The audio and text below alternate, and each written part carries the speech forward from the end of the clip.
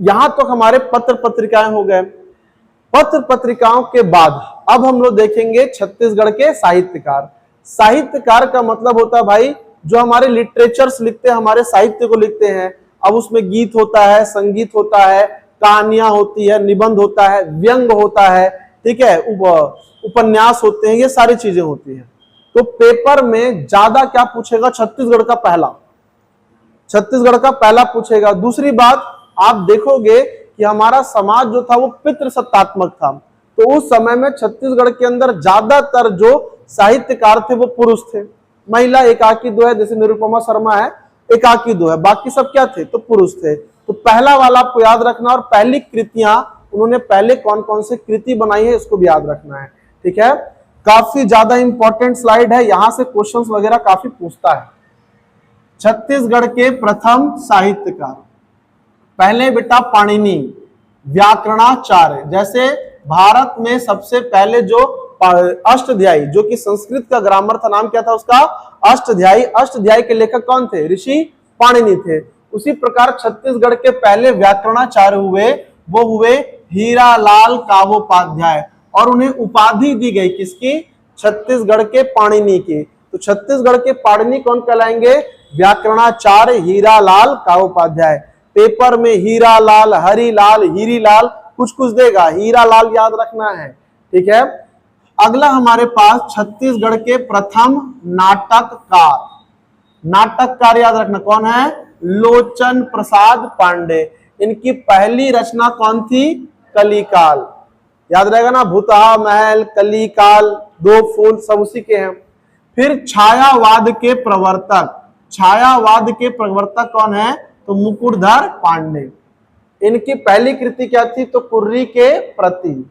छायावाद के प्रवर्तक कौन थे, मुकुटधर पांडे, याद रहेगा। याद कैसे रखोगे, मुकुट पहनेगे तो क्या लगती है, छाया लगती है, इसलिए मुकुटधर पांडे किसके हैं, छायावाद के हैं। प्रथम कहानीकार, पहली बार कहानी किसने लिखी, तो बंशीधर पांडे। और छत्तीसगढ़ की पहली कहानी कौन सी, हीरू के कहिनी। क्या है, बहिनी नहीं यार, कहिनी, क्या बोलोगे, हीरू के कहिनी, याद रहेगा। तो इन दोनों में सबसे ज्यादा कंफ्यूजन होता है, बंशीधर पांडे में, लोचन प्रसाद पांडे में। अब सब देखोगे सभी मैक्सिमम क्या है जी, तो ब्राह्मण लोग, कावोपाध्याय, भूषण, पांडे। क्यों, क्योंकि भाई ऋग वैदिक काल और उत्तर वैदिक काल से जो पढ़ने लिखने का कार्यक्रम था वो जनरल कैटेगरी के पास था, उसमें ही पुरुषों के पास। तो ज्यादातर आपको भूषण, शुक्ला, पांडे और कावोपाध्याय लोग ही मिलेंगे। क्लियर है ये, इस बात को याद रखना है। सर छाया कैसे आती है मुकुट पहनने से, बंसी और लोचन को याद रखना है। तो भगवान कृष्ण बंसी बजाते हैं और कहानी सुनाते हैं, ऐसे याद रखना कि छत्तीसगढ़ के पहले कहानीकार कौन होंगे, तो बंशीधर पांडे। और नाटक कौन करता है, तो लोचन, नाटक कौन करता है, तो लोचन, तो लोचन प्रसाद पांडे। छत्तीसगढ़ के प्रथम निबंधकार कौन है जी, केयूर भूषण। और उनका जो पहला निबंध है वह है रानी ब्राह्मण की दुर्दशा।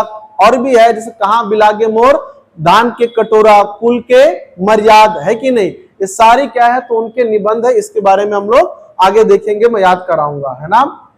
छत्तीसगढ़ के प्रथम उपन्यासकार, क्या है, छत्तीसगढ़ के प्रथम उपन्यासकार कौन है, वो शिव शंकर शुक्ल। उपन्यास का नाम क्या है, दियना के अंजोर और मोंगरा, काफी फेमस है, अवार्ड वगैरह मिल चुका है, दियना के अंजोर और मोंगरा। अब याद कैसे रखोगे, उपन्यास से याद रखना सर, उपवास। उपवास हम किसके लिए करते हैं, शिव शंकर के लिए, ये लंबे समय तक टिकाएगा। तो छत्तीसगढ़ के पहले उपन्यासकार कौन होंगे, शिव शंकर शुक्ल होंगे। छत्तीसगढ़ के खंड काव्यकार, खंड काव्यकार जैसे बताता हूं, एक महाकाव्य होता है, जैसे महाभारत, रामायण क्या है, महाकाव्य है। और महाभारत या रामायण के से हमारे पास वीर अभिमन्यु के बारे में पढ़ना है, वो महाभारत एक महाकाव्य है, उसका एक खंड है। तो उस एक पार्ट के बारे में पढ़ेंगे तो क्या बनेगा, वो खंड काव्य बनेगा। तो छत्तीसगढ़ के पहले खंड काव्यकार कौन है, तो पंडित सुंदरलाल शर्मा। सुंदरलाल शर्मा छत्तीसगढ़ में क्या लिखा है इन्होंने, दान लीला, भगवान कृष्ण से संबंधित है। लीलाएं जो करता है वो कौन करता है, भगवान कृष्ण, याद रहेगा। तो छत्तीसगढ़ के प्रथम खंड काव्यकार कौन बनेंगे, सुंदरलाल शर्मा। महाकाव्यकार, महाकाव्य मतलब जैसे महाभारत है उस प्रकार के जो महाकाव्य होंगे, कौन लिखेंगे? वो कपिल नाथ कश्यप। कौन लिखेंगे? कपिल नाथ कश्यप। कौन कौन सा भाई? श्री राम की कथा, रामायण महाकाव्य है। श्री कृष्ण कथा, या तो विष्णु पुराण समझ लीजिए या तो महाभारत, पूरे महाभारत में अगर कोई एक्टिव थे तो कौन थे? भगवान कृष्ण थे। बात समझ में आ रही है? तो ये हमारे पास कहानी है किसकी? तो छत्तीसगढ़ के प्रथम साहित्यकार के भी और भी बचे हुए हैं, बस ट्रिक से अपने क्या करना, याद करके इसको रखे रहना। चलिए, छत्तीसगढ़ के दिया हुआ सर हमारे पास छत्तीसगढ़ के प्रथम छंद शास्त्री, क्या दिया हुआ? छत्तीसगढ़ के प्रथम छंद शास्त्री दिए हुए हैं। तो ये कौन है? जगन्नाथ प्रसाद, इनको कहा जाता है भानु। जगन्नाथ प्रसाद भानु, ये क्या बने? छत्तीसगढ़ के प्रथम छंद। छंद समझते हो ना कि भाई किसी भी गद्य पद्य या फिर किसी भी कहानी को छंदों के माध्यम से पिरोकर गाना बनाने का, जो जैसे ऋग्वेद को क्या बना दिया गया? छंद बना दिया गया। सामवेद संगीत की उत्पत्ति हुई हमारे पास, वही है और कुछ नहीं। छत्तीसगढ़ के प्रथम कवि कौन है जी? नरसिंह दास वैष्णव, याद रहेगा। छत्तीसगढ़ के प्रथम कवि कौन है? नरसिंह दास वैष्णव। और उसके बाद छत्तीसगढ़ की प्रथम कवित्री। अब सोच लीजिए, इतना सारा हमको साहित्यकार लिटरेचर पढ़ने के बाद एक तो क्या मिलती है?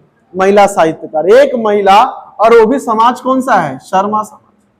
नाम क्या है उनका? निरुपमा शर्मा। अब देखो, ये जो कवियत्री शब्द लिखा हुआ ना, इसको भी देख लो, कवियत्री नहीं, कवयित्री। बात समझ में आ रही है? इसी को मंडी निरीक्षक में हिंदी में पूछा था, किसके लिए?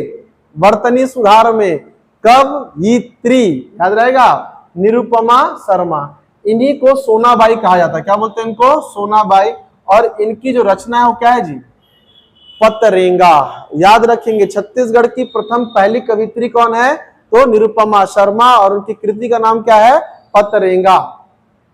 छत्तीसगढ़ की प्रथम महिला साहित्यकार निरुपमा शर्मा। रचना क्या है? बूंदों का सागर। पतरेंगा कविता है, रचना है बूंदों की सागर। छत्तीसगढ़ की प्रथम महिला उपन्यासकार, ये साहित्यकार उपन्यासकार सरला शर्मा। अब उसके बाद उतना करने की आवश्यकता नहीं है, महिलाओं को पुरुष वाला देख लो।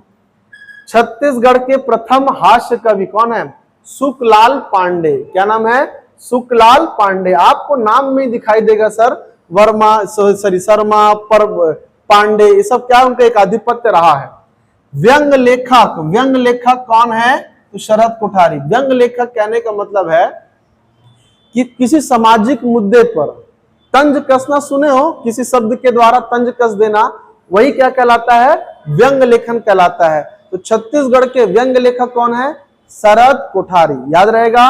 और छत्तीसगढ़ में प्रथम व्यंग्यकार कौन थे भैया? तो कालिदास के कलाकारी, जो उनका था कालिदास कलाकारी जयप्रकाश मानस। तो अपने को शरद कोठारी क्या करना है? याद करके चलना है। तो आज हम लोग क्या क्या देखे भैया? छत्तीसगढ़ के जो पत्र पत्रिकाएं पहले थी, और यहाँ पर साहित्यकारों के नाम मेन वाले जो कि पहले हुए, अब उसके बाद फेमस वाले। अब इसके बाद देखेंगे कौन कौन से साहित्यकार ने कौन कौन सी रचनाएं लिखी है। जैसे अभी रिसेंटली में सबसे फेमस हमारे पास कौन हुए? विनोद कुमार शुक्ल हुए, कहाँ के? राजनांदगांव। कौन सा अवार्ड मिला उसको? कौन सा अवार्ड मिला उनको जी? ज्ञानपीठ पुरस्कार मिला उनको। रचना क्या क्या थी उनकी? दीवार पर एक खिड़की रहती थी, खिलेगा तो दिखेगा, नौकर की कमीज, है कि नहीं? तो ये सब क्या है? अवार्डेड रचनाएं उसकी। तो ऐसे कई प्रकार के रचनाकार हैं, उनकी पूरी रचनाओं की लिस्ट है। दिक्कत कहां पर होता है कि सर कौन सा रचनाकार किस कहानी को लिखा है, वो सब मिक्स होता है। पांडे के नाम के 10 वाले हैं, शुक्ला के नाम के 4 वाले हैं। तो अपन नाम के साथ कौन सा रचनाकार किस रचना को लिखा है, मैं ट्रिक बताऊंगा, याद कराऊंगा, कहानियां सुनाऊंगा, तब क्या हो जाएगा? वो याद हो जाएगा कि कौन कौन किसको किसको लिखा है करके। श्यामलाल चतुर्वेदी कौन क्या लिखे हैं? पर्रा भर लाई, याद आ रहा है? पता नहीं, घसीट दिया है उसको, ऐसे करके याद करा देंगे। ठीक है, ठीक है, आज क्लोज करते हैं ना इसको। इसका पीडीएफ दूंगा, एक बार रिवाइज कीजिएगा।